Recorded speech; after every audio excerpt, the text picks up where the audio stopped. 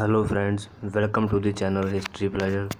ਅੱਜ ਆਪਾਂ ਇਸ ਵੀਡੀਓ ਦੇ ਜ਼ਰੀਏ ਇਹ ਜਾਣਨ ਦੀ ਕੋਸ਼ਿਸ਼ ਕਰਾਂਗੇ, ਇਹ ਦੇਖਾਂਗੇ ਕਿ ਅੰਗਰੇਜ਼ ਇੱਕ ਵਪਾਰੀ ਤੋਂ ਭਾਰਤ ਦੇ ਕਿਸਮਤ ਨਿਰਮਾਤਾ ਕਿਵੇਂ ਬਣੇ।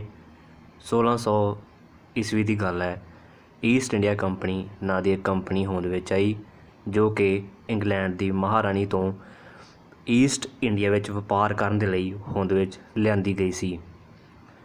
ਇਸ ਦੇ ਲਈ ਸਭ ਤੋਂ ਪਹਿਲਾਂ ਇੱਕ ਕੈਪਟਨ ਸਰ ਵਿਲੀਅਮ ਹੌਕਿੰਸ ਨੂੰ ਚੁਣਿਆ ਗਿਆ, ਜੋ ਭਾਰਤ ਵਿੱਚ ਉਸ ਸਮੇਂ ਮੁਗਲ ਬਾਦਸ਼ਾਹ ਜਹਾਂਗੀਰ ਦੇ ਨਾਲ ਗੱਲ ਕਰਕੇ ਉਹਦੇ ਕੋਲੋਂ ਵਪਾਰ ਦੇ ਲਈ ਕੁਛ ਰਿਆਇਤਾਂ ਹਾਸਲ ਕਰੇਗਾ ਅਤੇ ਉਹ ਜੋ ਰਿਆਇਤਾਂ ਨੇ ਉਸ ਦੇ ਜ਼ਰੀਏ ਉਹ ਭਾਰਤ ਵਿੱਚ ਫਿਰ ਹੌਲੀ ਹੌਲੀ ਆਪਣੀ ਜਿਹੜੀ ਕੋਈ ਪੋਜੀਸ਼ਨ ਹੈ ਉਹ ਬਣਾਉਂਦੇ ਹੋਏ ਚਲੇ ਜਾਣਗੇ। ਸ਼ੁਰੂ ਵਿੱਚ ਜਹਾਂਗੀਰ ਨੇ, ਮੁਗਲ ਬਾਦਸ਼ਾਹ ਨੇ ਅੰਗਰੇਜ਼ਾਂ ਨੂੰ ਕੋਈ ਵੀ ਰਿਆਇਤਾਂ ਦੇਣ ਤੋਂ, ਵਪਾਰਕ ਰਿਆਇਤਾਂ ਦੇਣ ਤੋਂ ਇਨਕਾਰ ਕਰ ਦਿੱਤਾ, ਪਰ ਫਿਰ ਵੀ ਕੈਪਟਨ ਵਿਲੀਅਮ ਹੌਕਿੰਸ ਆਪਣਾ ਹੌਸਲਾ ਨਹੀਂ ਹਾਰਿਆ। ਉਹ ਲਗਾਤਾਰ ਲੱਗਾ ਰਿਹਾ ਕਿ ਕਿਸ ਤਰੀਕੇ ਨਾਲ ਜਹਾਂਗੀਰ ਉਹਨਾਂ ਨੂੰ ਰਿਆਇਤਾਂ ਜਾਂ ਕੋਈ ਛੋਟਾਂ, ਡਿਸਕਾਊਂਟ ਵਪਾਰ ਕਰਨ ਦੀ ਆਗਿਆ ਦੇ ਸਕੇ। ਇਹ ਸਭ ਇੱਦਾਂ ਹੀ ਕਾਫੀ ਸਮੇਂ ਤੱਕ ਚੱਲਦਾ ਰਿਹਾ। ਅਖੀਰ ਵਿੱਚ 1604-5 ਈਸਵੀ ਦੇ ਆਸ-ਪਾਸ ਸਰ ਵਿਲੀਅਮ ਹੌਕਿੰਸ ਨੂੰ ਜਹਾਂਗੀਰ ਦੇ ਦੁਆਰਾ ਇੱਕ ਜਗ੍ਹਾ ਉੱਪਰ, ਸੂਰਤ ਦੀ ਜਗ੍ਹਾ ਦੇ ਉੱਪਰ, ਜੋ ਕਿ ਬੰਦਰਗਾਹ ਵੀ ਸੀਗੀ, ਉਸ ਦੇ ਉੱਪਰ ਆਪਣਾ ਇੱਕ ਕਾਰਖਾਨਾ ਖੋਲ੍ਹਣ ਦੀ ਇਜਾਜ਼ਤ ਦੇ ਦਿੱਤੀ ਗਈ। ਵਿਲੀਅਮ ਹੌਕਿੰਸ ਇਹ ਕਾਮਯਾਬੀ ਹਾਸਲ ਕਰਕੇ ਬਹੁਤ ਖੁਸ਼ ਹੋਇਆ ਅਤੇ ਉਸਨੇ ਜਹਾਂਗੀਰ ਨੂੰ ਕਾਫੀ ਉਪਹਾਰ ਵੀ ਭੇਜੇ। ਈਸਟ ਇੰਡੀਆ ਕੰਪਨੀ ਨੇ ਇੱਕ ਆਪਣਾ ਨਿਯਮ ਬਣਾਇਆ ਹੁੰਦਾ ਸੀ ਕਿ ਕਿਸੇ ਵੀ ਜਗ੍ਹਾ 'ਤੇ ਵਪਾਰ ਕਰਨਾ ਆ ਤਾਂ ਉੱਥੋਂ ਦੇ ਜੋ ਬਾਦਸ਼ਾਹ ਹੈ ਜਾਂ ਰਾਜਾ ਆ, ਉਸ ਨੂੰ ਬਹੁਤ ਸਾਰੇ ਵਪਾਰਕ ਟੈਕਸ ਅਦਾ ਕਰਨੇ ਹਨ।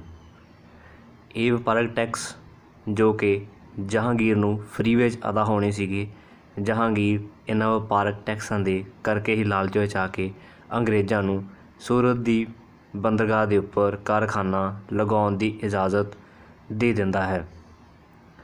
ਇਸ ਤੋਂ ਬਾਅਦ ਸਰ ਵਿਲੀਅਮ ਹੌਕਿੰਸ ਜਿੰਨਾ ਟਾਈਮ ਵੀ ਮੁਗਲ ਦਰਬਾਰ ਵਿੱਚ ਰਿਹਾ, ਉਸ ਨੇ ਆਪਣੇ ਪ੍ਰਤੀਦਵੰਦੀਆਂ ਜਿਨ੍ਹਾਂ ਨਾਲ ਵਪਾਰ ਦਾ ਕੰਪੀਟੀਸ਼ਨ ਸੀ, ਪੁਰਤਗਾਲੀ, ਉਹਨਾਂ ਦੇ ਖਿਲਾਫ ਹਮੇਸ਼ਾ ਜਹਾਂਗੀਰ ਨੂੰ ਭੜਕਾਉਂਦਾ ਰਿਹਾ। ਜਹਾਂਗੀਰ ਨੇ ਪਹਿਲਾਂ ਤਾਂ ਇਸ ਗੱਲ ਵੱਲ ਧਿਆਨ ਨਾ ਦਿੱਤਾ, ਪਰ ਦੂਜੇ ਪਾਸੇ ਜਹਾਂਗੀਰ ਤੋਂ ਵਿਲੀਅਮ ਹੌਕਿੰਸ ਕਾਫੀ ਸਾਰੀਆਂ ਹੋਰ ਬਿਜ਼ਨਸ ਰਿਆਇਤਾਂ ਲੈਣ ਵਿੱਚ ਕਾਮਯਾਬ ਹੋ ਗਿਆ। ਇਹ ਸਭ ਕੁਝ ਹੋਣ ਦੇ ਨਾਲ ਨਾਲ ਅੰਗਰੇਜ਼ਾਂ ਨੇ 1615 ਦੇ ਆਸ-ਪਾਸ ਸਰ ਥਾਮਸ ਰੋ ਨੂੰ ਭਾਰਤ ਵਿੱਚ ਸਰ ਵਿਲੀਅਮ ਹੌਕਿੰਸ ਦੇ ਬਦਲਾਅ ਦੇ ਰੂਪ ਵਿੱਚ ਭੇਜਿਆ।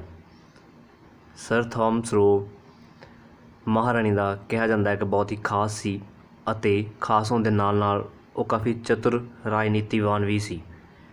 ਉਸ ਨੇ 1 ਸਾਲ ਦੇ ਅੰਦਰ ਅੰਦਰ ਹੀ ਜਹਾਂਗੀਰ ਨੂੰ ਆਪਣੇ ਕਬਜ਼ੇ ਵਿੱਚ ਲੈ ਲਿਆ ਅਤੇ ਜਗ੍ਹਾ ਜਗ੍ਹਾ 'ਤੇ, ਹੁਗਲੀ 'ਤੇ, ਕਲਕੱਤਾ, ਬੰਗਾਲ ਆਦਿ ਜਗ੍ਹਾ 'ਤੇ ਉਹਨਾਂ ਨੇ ਆਪਣੇ ਕਾਰਖਾਨੇ ਖੋਲ੍ਹਣੇ, ਸਥਾਪਿਤ ਕਰਨੇ ਸ਼ੁਰੂ ਕਰ ਦਿੱਤੇ। ਕੁਝ ਹੀ ਸਮੇਂ ਬਾਅਦ ਉਹ ਲੋਕ, ਅੰਗਰੇਜ਼ ਲੋਕ, ਪੁਰਤਗਾਲੀਆਂ ਦੇ ਨਾਲ ਲੜਾਈ ਕਰਨੀ ਸ਼ੁਰੂ ਕਰ ਦਿੱਤੀ ਅਤੇ ਆਰਥਿਕ ਤੌਰ 'ਤੇ ਮਜ਼ਬੂਤ ਹੋਣ ਦੇ ਨਾਲ ਨਾਲ ਉਹਨਾਂ ਨੇ ਪੁਰਤਗਾਲੀਆਂ ਦਾ ਹੌਲੀ ਹੌਲੀ ਜਿੰਨਾ ਵੀ ਵਪਾਰ ਸੀਗਾ ਆਪਣੇ ਵੱਲ ਲਿਆਉਣਾ ਐਂਡ ਖੋਣਾ ਸ਼ੁਰੂ ਕਰ ਦਿੱਤਾ। ਅੰਗਰੇਜ਼ ਇੱਥੇ ਹੀ ਨਹੀਂ ਰੁਕੇ, ਉਹਨਾਂ ਨੇ ਮੁਗਲ ਬਾਦਸ਼ਾਹ ਕੋਲੋਂ ਹੋਰ ਵੀ ਕਾਫੀ ਸਾਰੇ ਆਪਣੇ ਸਮੁੰਦਰੀ ਜਹਾਜ਼ ਬੰਦਰਗਾਹ ਉੱਪਰ ਆਉਣ ਦੇ ਲਈ ਇਜਾਜ਼ਤ ਲੈਣੀ ਸ਼ੁਰੂ ਕਰ ਦਿੱਤੀ ਅਤੇ ਸਰ ਥਾਮਸ ਰੋ ਇਸ ਦੇ ਵਿੱਚ ਵੀ ਕਾਮਯਾਬ ਰਿਹਾ।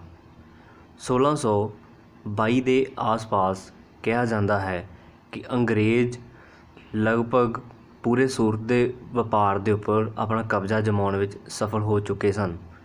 ਇਸ ਦੇ ਨਾਲ ਨਾਲ ਉਹਨਾਂ ਨੇ ਸੂਰਤ ਵਿੱਚ ਆਪਣੀਆਂ ਚੌਕੀਆਂ ਬਣਾਉਣੀਆਂ ਵੀ ਸ਼ੁਰੂ ਕਰ ਦਿੱਤੀਆਂ, ਪੁਲਿਸ ਚੌਕੀਆਂ, ਆਰਮੀ ਚੌਕੀਆਂ ਉਹ ਵੀ ਉਹਨਾਂ ਨੇ ਬਣਾਉਣੀਆਂ ਸ਼ੁਰੂ ਕਰ ਦਿੱਤੀਆਂ। ਪਰ ਉਹਨਾਂ ਨੂੰ ਪਤਾ ਸੀ ਕਿ ਜਦ ਬਾਦਸ਼ਾਹ ਜਹਾਂਗੀਰ ਬਹੁਤ ਹੀ ਪਾਵਰਫੁਲ ਹੈ, ਇਸ ਕਰਕੇ ਉਹਨਾਂ ਨੇ ਉੱਥੇ ਭਾਰਤੀ ਜੋ ਸੈਨਿਕ ਨੇ ਉਹਨਾਂ ਨੂੰ ਡਿਪਲੋਏ ਕਰਨਾ ਸ਼ੁਰੂ ਕਰ ਦਿੱਤਾ, ਤਾਂ ਕਿ ਮੁਗਲ ਬਾਦਸ਼ਾਹ ਦੇ ਦਿਲ ਵਿੱਚ ਇਹ ਕੋਈ ਗੱਲ ਨਾ ਭਰ ਸਕੇ ਕਿ ਇਹ ਆਪਣਾ ਰਾਜ ਚਾਹੁੰਦੇ ਹਨ, ਇਸ ਲਈ ਸੈਨਿਕ ਚੌਕੀਆਂ ਸਥਾਪਿਤ ਕਰ ਰਹੇ ਹਨ।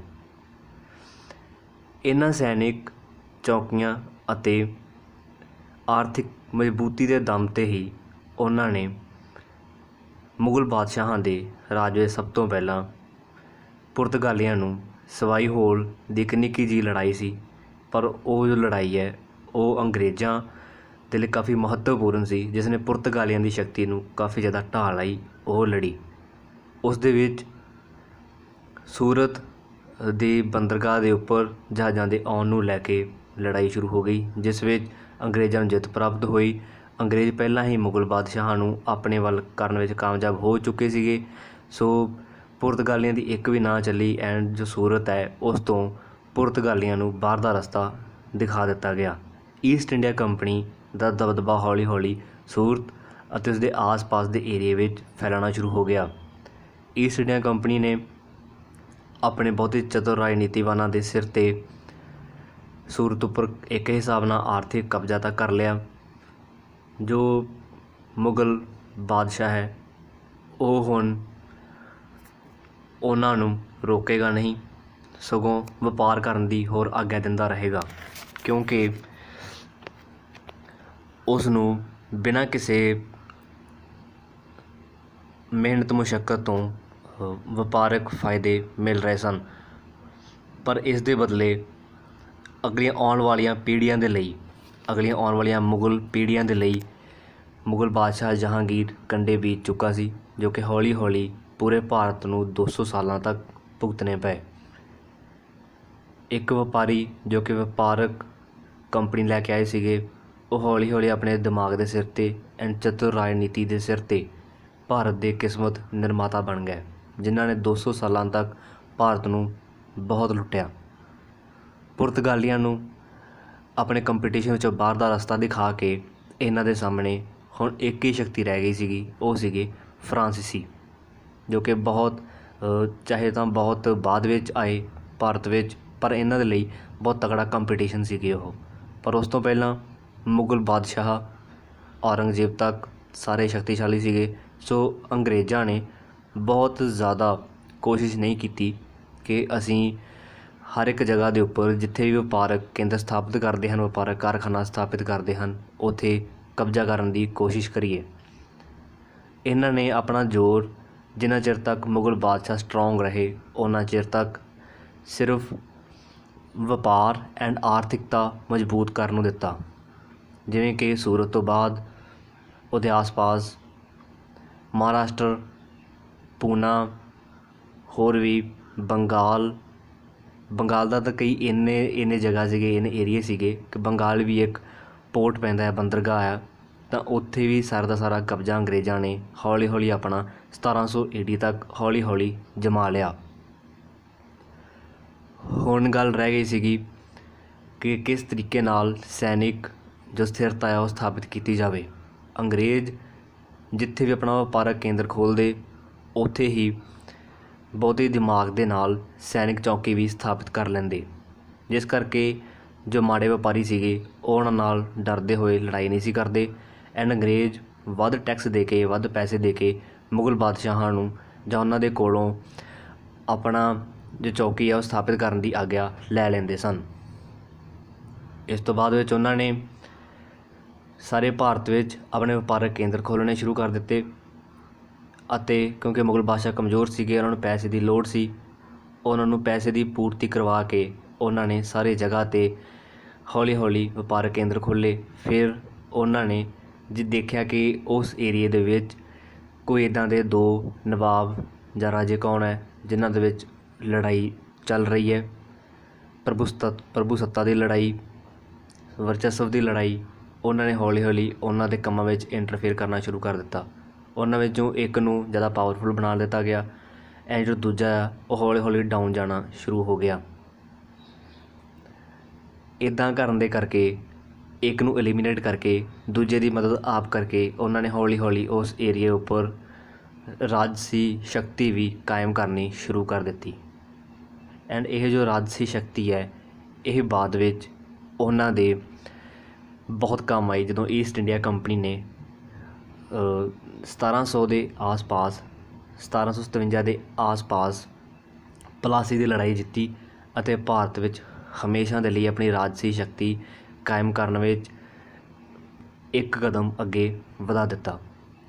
1600 ਤੋਂ ਲੈ ਕੇ 1757 ਤੱਕ ਇਹ 157 ਸਾਲਾਂ ਤੱਕ ਅੰਗਰੇਜ਼ਾਂ ਨੇ ਭਾਰਤ ਵਿੱਚ ਰਾਜਨੀਤਿਕ ਤਰੀਕੇ ਨਾਲ ਅਤੇ ਆਪਣੀ ਸੂਝ-ਬੂਝ ਦੇ ਨਾਲ ਬਹੁਤ ਸਾਰਾ ਪੈਸਾ ਕਮਾਇਆ। ਪੈਸਾ ਕਮਾਉਣ ਤੋਂ ਬਾਅਦ ਉਹਨਾਂ ਨੇ ਹਰ ਇੱਕ ਏਰੀਏ ਵਿੱਚ ਇੱਦਾਂ ਦੇ ਡਾਊਨ ਕਰੈਕਟਰ ਦੇ ਕੋਈ ਰਾਜੇ ਨਵਾਬ ਲੱਭੇ ਜੋ ਉਹਨਾਂ ਦੀ ਹੈਲਪ ਕਰ ਸਕਦੇ ਹੋਣ। ਫਿਰ ਉਹਨਾਂ ਨੇ ਚੱਲ ਰਹੇ ਕਰੰਟ ਸਭ ਤੋਂ ਅਮੀਰ ਜਾਂ ਸਭ ਤੋਂ ਸਟਰੋਂਗ ਜੋ ਬਾਦਸ਼ਾਹ ਸੀਗੇ ਉਹਨਾਂ ਨੂੰ ਪੈਸੇ ਦੇ ਕੇ ਆਪਣੇ ਹੱਥ ਵਿੱਚ ਕੀਤਾ ਐਂਡ ਹੌਲੀ ਹੌਲੀ ਸਾਰੇ ਹੀ ਏਰੀਏ ਵਿੱਚ ਆਪਣਾ ਵਪਾਰ ਸਥਾਪਿਤ ਕਰਦੇ ਹੋਏ ਚਲੇ ਗਏ। ਇਸ ਦੇ ਜ਼ਰੀਏ 'ਤੇ ਹੀ ਉਹਨਾਂ ਨੇ 1757 ਵਿੱਚ ਪਲਾਸੀ ਲੜਾਈ ਜਿੱਤੀ, ਦੈਨ ਬਕਸਰ ਦੀ ਲੜਾਈ ਜਿੱਤੀ ਐਂਡ ਉਹ ਜਿੱਤਣ ਤੋਂ ਬਾਅਦ 1947 ਤੱਕ ਭਾਰਤ ਨੂੰ ਗੁਲਾਮ ਰੱਖਿਆ। If you like the video, please share and subscribe the channel. Thank you.